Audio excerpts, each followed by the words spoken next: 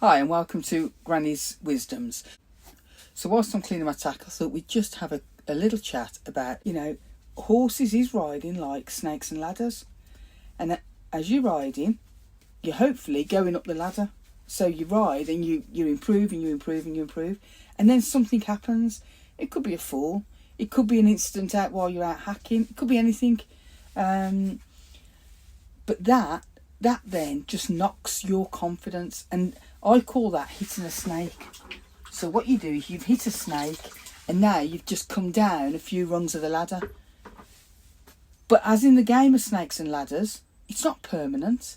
And you, as the rider, can get back up them ladders. But it just takes time. And you don't ever be in a rush. Some days you may feel more confident than other days. I mean, when many years ago, I sold a horse, and when I sold him, I would not go with a trotting pole. He frightened me to death. This horse had. I wish I owned him now. I'm a bit more confident, but at the time, I was just getting back into horses, and this horse, honest to God, it absolutely frightened the living daylights out of me, and. No, I would not go over a trotting pole. That's how frightened I was of this. That's how frightened this horse had made me, really.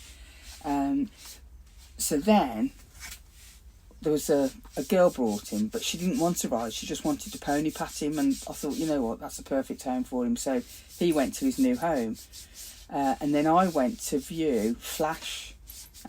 It was my section D. I'll put a picture of Flash on the video. Oh, he was my section D. So I went to view Flash, and he was a 4-year-old, and I remember thinking, what the hell am I going to do with a 4-year-old? I don't know what I'm doing. I don't know. He doesn't know what he's doing. I don't know what I'm doing. It's just going to be a recipe for disaster. And so a friend of mine at the time, I went back to the yard, and she said, "Oh, did you go and see that horse?" And I was like, yeah, it's not for me. He doesn't know anything. I don't know anything. And his friend said, "Oh, come on, let's go back and have another look." So I was like, "Oh, okay, Anyway, I went back to look at him, and I got on him, and he was a lovely horse. And anyway, when I was riding him round at this guy's place over the other side of Birmingham, and I'm riding him round, and then there was some guys doing some work. So what they were doing, they were like dropping sheets of corrugated roof on top of one another, and they were making a hell of a din. And I'm on Flash, and I'm riding him round this outdoor school, and this sheet metal's like hitting one another, and the noise it makes. It was absolutely making this horrendous noise. And Flash didn't budge an inch. He wasn't bothered by it. He just carried on walking past, and I thought, that is what I want. And that was what made me, let's go sneaking my hair, and that was what made me buy Flash. You know what, that was the best decision I ever made. But I started at rock bottom with him, and I had to build up my confidence. So all I would do is, the yard I was on, if I was schooling him, I'd go and make like a little cross pole. And the little plastic jump things are only about that deep, and it's got like a cutout. So I'd make literally a small cross pole in the middle of the school, and it's probably, I don't know, 4 or 5 inches off the ground, if that. That's me being very generous. That's me like giving it a good, probably few inches bigger than it was. It was minute. But it didn't matter. To me, it was a jump.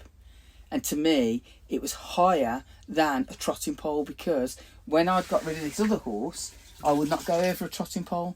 I was absolutely frightened to death. And some days I'd go in the school. I'd always, no matter when I went in the school, I'd always put like a cross pole in the middle of the school. And sometimes I'd go in the school and I'd ride round, and I'd just think, you know what, I'm just not feeling the love for it today. And that was it. My horse, my time in the school, my time putting the fence up, and I didn't have to jump it, so I didn't.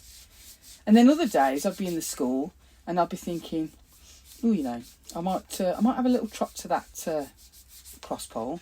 So I'd trot to the cross pole. And then if I didn't want to, then I didn't. I just took it day by day. If I felt brave, I'd go over the cross pole. And if I didn't feel brave, then I didn't go over the cross pole. And that was how I started rebuilding my confidence, especially around the jumping. And when you've jumped, and then all of a sudden you're absolutely petrified, there's nothing more deflating than that, because you can't sort of, you can't make sense of it. You're like, why the hell am I so scared? But fear is a real feeling. And so I did that with Flash. And then I used to go and take him, just like what I did with Charlie last year. Just take him to the first couple of classes. And then once I felt that he was taking the fences on, then I'd move up a class and things like that. And I always moved up in the winter. So if I started doing, I don't know, 60, 70 at the start of the season, say the summer season, I may finish the summer season doing 70, 80 or whatever the height would be. But then when I went indoors, I would start at what I'd done in the summer season, but then I'd try and move up during the winter season. So I'd always got a plan to progress, you know. And actually, I went on to do county workers, and I was quite successful with him, and he was a cracking horse. But my confidence, that took years to build. You know, some days, yeah, sometimes I would hit a snake and I'd come back down the rung of ladders, but I'd gather myself up and I'd go back up the rung, maybe a little bit slower. I may spend a little bit longer on a rung than I had before, but what that does is it builds solid foundations, and then fear doesn't have such a big voice in your head, because you're learning all the time, how to control it by your confidence. And your confidence comes from your repetition. You're just having a go.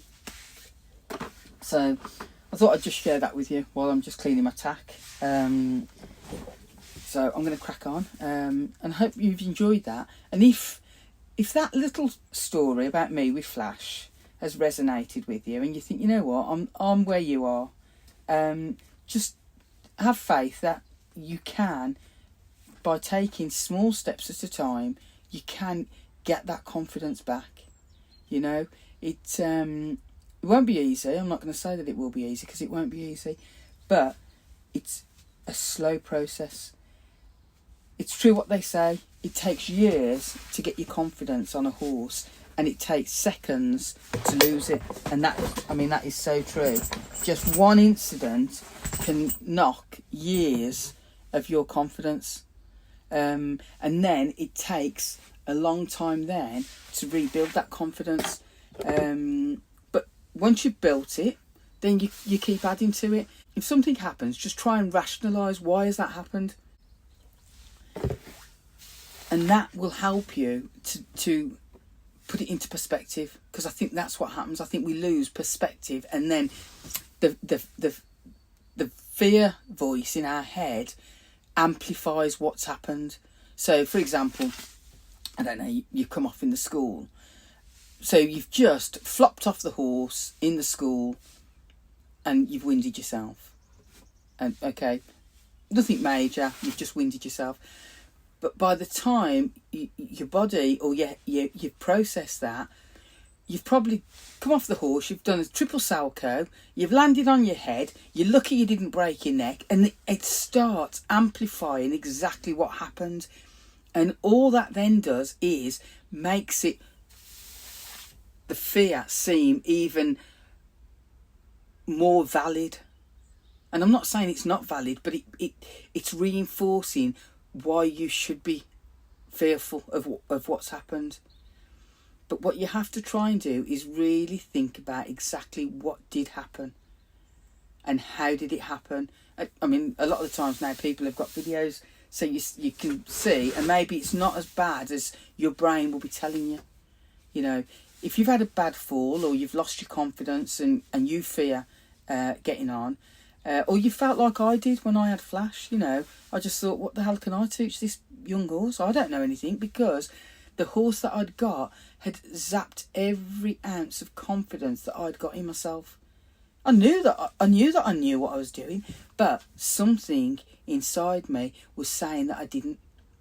And that voice at the time was a lot louder. And thankfully, my friend who dragged me to go and look at Flash again, you know, I made that decision, but I didn't make it because I thought, oh, I can do something with this. I made the decision because of how solid he was when the roof sheets were being dropped. He didn't budge. And I thought, at this time in my life, that is what I need. I would never have coped if I'd have owned Zeus back in that day, as opposed to when I did own him. I would never have coped with his antics, you know, because I hadn't got that confidence. And that's taken maybe 16, 17 years to build that confidence up. So it's not going to come easy, and it's not going to be within a week. It's not going to be within 3 rides. It's a slow, gradual process. Okay, anyway, I'm going to stop waffling. Hopefully you've taken something from my little story. Not that I'm teaching you anything, but I'm just explaining how I felt. And you know, if you felt the same, please just drop a comment. If you like the video, please like it. Like, share and subscribe. And hopefully catch you next time. I'm sure I've got one video coming up, and that's about retraining ex racehorses. Not that I've done that, but it's really good. So if you know anybody that's got an ex racehorse or anything like that, it's that video I've made for people, friends of mine that have got ex racehorses, because I really don't think that people give themselves enough credit for the incredible job that they do with ex racehorses. So I hope you like the channel, and if you do, just let me know that you are enjoying the content. Alright, see you later. Bye bye. Thank you for watching. Please like, share and subscribe. Bye.